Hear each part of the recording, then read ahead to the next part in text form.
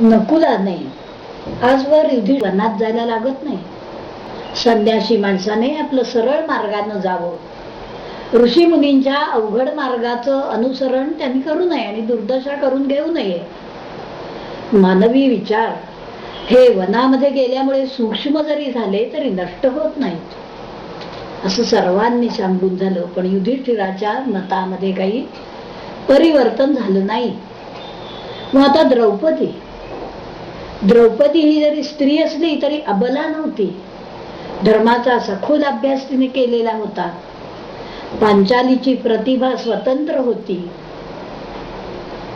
ती म्हणाली, कुंती कुमार, आपण संन्यासाचा संकल्प सोडल्यामुळे आम्हाला दुःख झाले. दुःखाशिवाय आजपर्यंत आपण आम्हाला खरंच काहीही दिलेलं नाही. हो, आमच्या सुखाचा विचार आपण कधी केलाच नाही. आपण सदा आपल्या मनाप्रमाणे वागलात तरी सुद्धा आम्ही आपला त्याग केला नाही. एकदा तरी स्वजनांच्या आनंदाचा विचार करा आणि आम्हाला समाधान द्या. ज्यांच्या बळावर वनवासाचं दुःख आपल्याला झालं नाही, वनामध्ये अनेक यज्ञयाग आपण केले तरी आपल्याला कसलीही उणीव भासली नाही. त्या पराक्रमी बंधूंचं कौतुक करायचं सोडून स्वतःच्या काल्पनिक दुःखाला आपण गोंजारीत बसलेले आहात. भित्र्या पुरुषाचं जीवन निरर्थक समजतात. दुष्टांचा नाश करण्याचं सामर्थ्य क्षत्रियाजवळ असायलाच पाहिजे. प्रजेला सुख देण्यासाठी त्यांनी झटलंच पाहिजे. दुष्टांचं दमन आणि सज्जनांचं रक्षण हाच क्षत्रियाचा धर्म असतो. त्या धर्माचं पालन आपल्या बंधूंनी केलेलं आहे. आपल्याला ही पृथ्वी काही कुणी दान वगैरे दिलेली नाहीये. शास्त्र श्रवणांनी किंवा यज्ञ करून किंवा तडजोड करून किंवा भीक मागून असं हे राज्य आपल्याला मिळालेलं नाहीये. संपन्न आणि पराक्रमी शत्रूचा वध करून आपण आपला जन्मसिद्ध हक्क प्रस्थापित केलेला आहे. पण आपल्याला भिकेचे डोहाळे लागले आहेत ना. आपण मला संन्यासी करायला निघाला आहात. पती म्हणून आपलं काही कर्तव्य आहे की नाहीये? आपल्या मातेलाही प्रबळ पुत्र असूनही अनाथासारखं जीवन जगावं लागलेलं आहे, याची तुम्हाला लाज वाटत नाही? स्वतःच्या क्षुद्र भावनेला महत्व देऊन आपण सर्वांना विनाश निराश करून टाकलेला आहे. आपल्यावर आपल्या बंधूंचं अतोनात प्रेम जर नसतं तर त्यांनी केव्हाच आपल्याला बंदी केलं असतं आणि आपण पृथ्वीचं शासन करण्यात आनंद मानला असता. मंद बुद्धीच्या पुरुषाला कल्याणकारक मार्ग कधी सुचतच नाही. पुत्रांचा वध झाला असूनही मी ताठ उभी आहे आणि आपण हातपाय गाळून बसलेले आहात. युधिष्ठिराच्या बुद्धीला अतिदुःखाने जडत्व आलं होतं. त्याची सारासार विचारशक्ती नष्ट झालेली होती.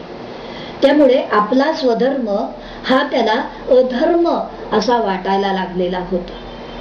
सर्वांनी युधिष्ठिराच्या मोहनाशाचा प्रयत्न केला, पण नळी फुंकिली सोनारे इकडून तिकडून गेले वारे. सर्वांचा उपदेश वाया गेला. शेवटी भीम म्हणाला, महाराज, आपल्याला पुन्हा म्हणून काही सांगायचं नाही असं कितीही ठरवलं तरी राहवत नाहीये. हो, विपरीत मार्गाचं आचरण, विपरीत मार्गाचं अनुसरण माझ्याकडनं पाहवलं जात नाहीये. व्याधी या दोन प्रकारच्या असतात, शारीरिक आणि मानसिक. शरीर आणि मन हे अलग असं करता येत नाही. एकाशिवाय दुसऱ्याला अस्तित्व नसतं. शारीरिक व्याधींनी मन व्यग्र होतं तर मानसिक व्याधींनी शरीराचं स्वास्थ्य बिघडतं. दोन्ही व्याधी परस्परावलंबी आहेत. शरीरात जसं कफ वात पित्त हे शारीरिक गुण असतात, त्रिगुण असतात, त्यांची सामान्य साम्यावस्था असणं आवश्यक असतं. औषधांच्या साह्याने समता प्रस्थापित करता येते. तसं सत्व रजतम हे मानसिक गुण आहेत. मनाच्या स्वास्थ्यासाठी त्यांच्यातही स्वास्थ्य साम्य प्रस्थापित करावं लागतं.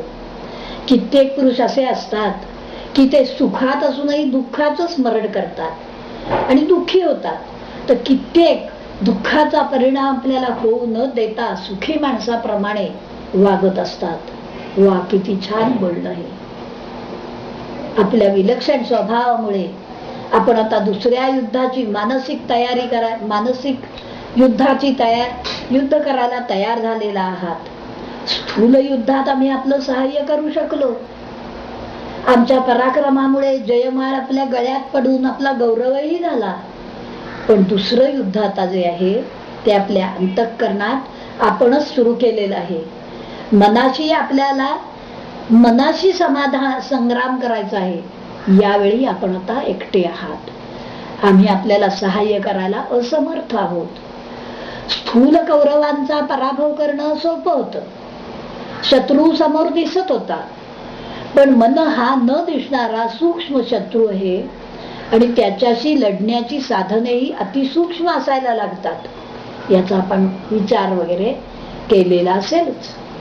विकाररहित विचाराने स्थिर प्रज्ञा असेल तरच या संग्रामामध्ये आपला टिकाव लागेल. आपण मनाला जिंकलं तर कृतकृत्य व्हाल आणि न जिंकाल तर आपली काय अवस्था होईल विचार करावा. युद्ध स्थूल असो किंवा सूक्ष्म असो, दोन्हीकडेही परिणाम सारखेच. एका युद्धाचा परिणाम पाहूनही आपल्याला शहाणपण सुचत नाहीये. दुसऱ्या युद्धाला आपण तयार झालेला आहात. पूर्वी निर्बुद्धपणाने जुगारात सर्वस्व घालवलं आणि आता पुन्हा अविचाराने वागण्याची दुर्बुद्धी आपल्याला झाली आहे. तेव्हा आता काय आपली आज्ञा आहे ते ऐकायला भगवान श्रीकृष्णासह आम्ही उत्सुक आहोत. बोलावं काय ते असं भीम म्हणाला. इथे पहिलं पर्व पूर्ण झालं. इथे आपण थांबूया.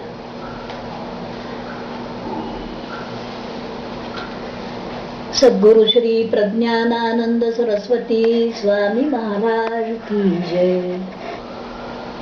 पूर्व परंपरेला अनुसरून प्रथम मी गणेशांना वंदन करते, नंतर मग देवी सरस्वती मातेला तिला वंदन करते, नंतर सद्गुरूंना वंदन करते आणि नंतर बोलायला सुरुवात करते.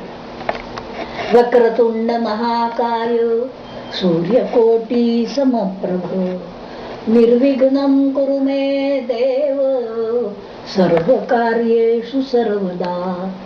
नमस्ते शारदे देवी सरस्वती मतिप्रदे वसत्वं मम जिह्वाग्रे सर्वविद्याप्रदां भव. गुरुर्ब्रह्मा गुरुर्विष्णू गुरुर्देवो महेश्वरः गुरु साक्षात् परब्रह्म तस्मै श्री गुरवे नमः. नारायणं नमस्कृत्य नरं चैव नरोत्तमं देवीं सरस्वतीं व्यासं ततो जयमुदीरये.